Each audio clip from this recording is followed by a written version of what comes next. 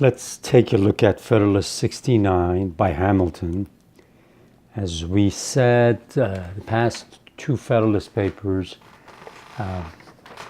Hamilton took over writing the rest of the Federalist Papers when Madison had to go back to Virginia, his home state, to try to get elected for the Virginia Ratifying Convention. His presence there was extremely important. Hamilton took over writing the papers after Federalist 64. And in Federalist 67, he started writing about the executive branch. And he started countering all the attacks that anti-Federalists were making on the provisions in the Constitution that gave and described the authorities and powers of the president. Whereas, just like in this paper, he will say the character. The beginning of the paper, when it starts, it says, "I proceed now to trace the real characters of the proposed executive." In other words, the powers and authority that are given to the president under this Constitution. And for the third time, he actually names one of the anti-Federalists. Of course, he calls them by their pseudonym, but he says, look, again, they've exaggerated certain things. They're looking at this Constitution superficially. They're not really paying attention to what they're criticizing this Constitution about and on.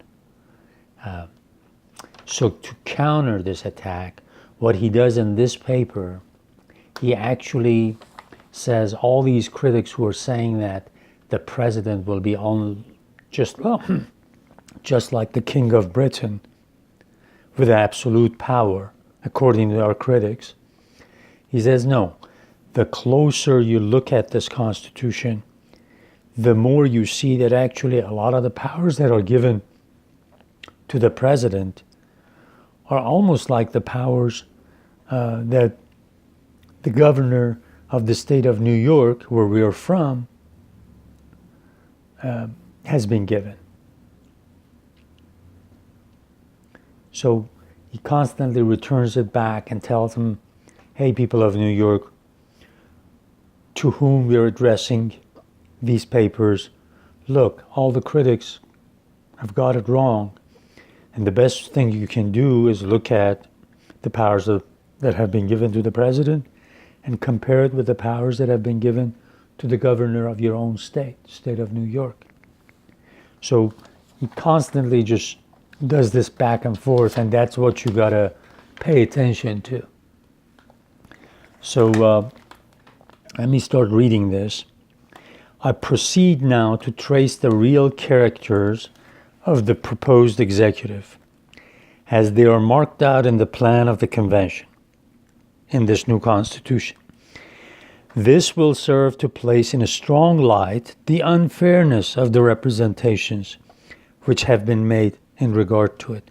So he constantly brings up this point of unfairness of the representations, the unfairness of the way the critics, anti-Federalists, are talking about this Constitution.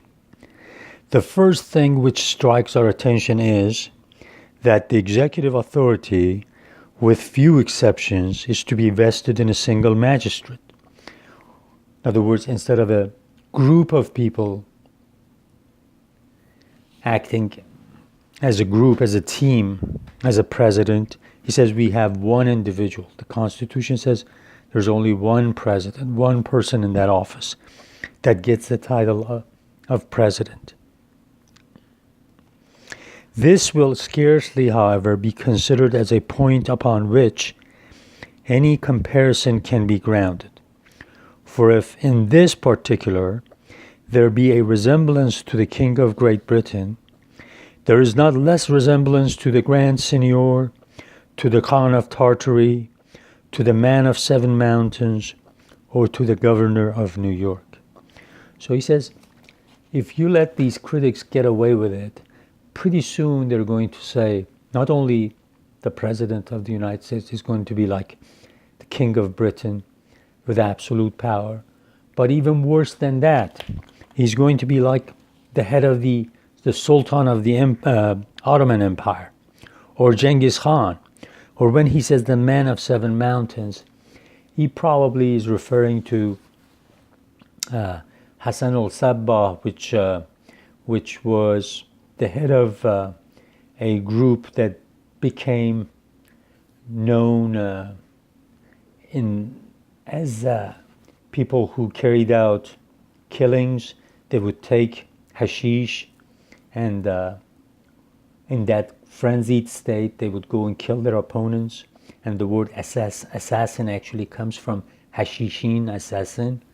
So he says, or these critics are comparing our would-be president to the head of that organization that was around 7-8 centuries ago in the northern part of what is Iran. And they used to have their fortresses on the mountains around the northern part of Iran, and that's why he calls it the man of 7 mountains. This is according to the person who edited the Oxford Classics edition of the Federalist Papers. I'm drawing a blank on his name right now, but I have shown you the book before. That magistrate is to be elected for 4 years. So, president serves for 4 years, and is to be re-eligible as often as the people of the United States shall think him worthy of their confidence. And he can be re-elected as many times as people of the United States want.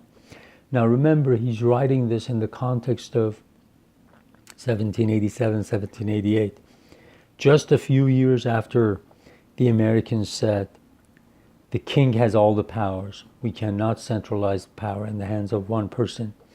We cannot have a system where somebody's there for life.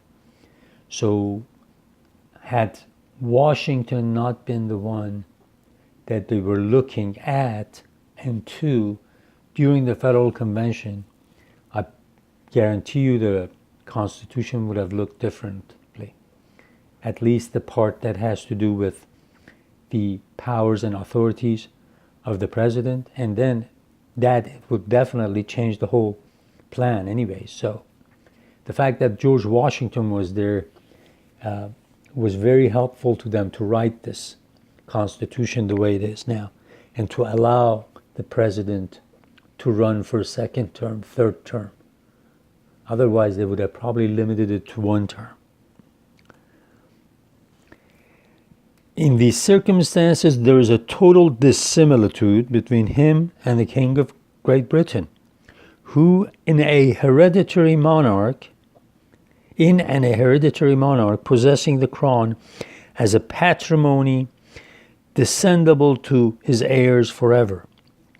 But there is a close analogy between him and a governor of New York who is elected for 3 years and is re-eligible without limitation or intermission. So the critics are saying he is like the King of Britain. He can just stay in office. Whereas since the Glorious Revolution in the United States, in Great Britain, Parliament would actually have the final say in who was going to be, or would certify who was going to be the next king in case the king died. So during this whole paper, he's mostly right on what he says about what he ascribes, the powers he ascribes to the King of Britain, but he exaggerates a little bit to make what they've done in the Constitutional Convention look good. And he constantly brings up the King of Britain, then he brings up the governor of the state of New York, and he says, hey people, look, compare it to your own governor. If we consider how much less time would be requisite for establishing a dangerous influence in a single state than for establishing a like influence throughout the United States, we must conclude that a duration of 4 years for the Chief Magistrate of the Union is a degree of permanency far less to be dreaded in that office than a duration of 3 years for a corresponding office in a single state. So it's the state of New York elects the governor for 3 years, and he's re-eligible after 3 years to run for governor again. He says, when you look at the size of the 13 states, wouldn't you say 4 years would be good for one term? It just makes perfect sense.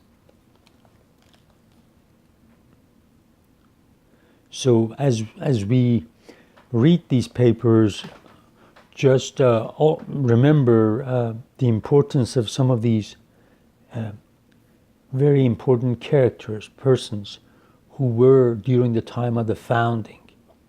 If George Washington had not retired and gone back to his farm after the Revolutionary War, then people would not have trusted him, and there was nobody like him for them to actually, after writing the Constitution, to elect as a first president and actually trust him.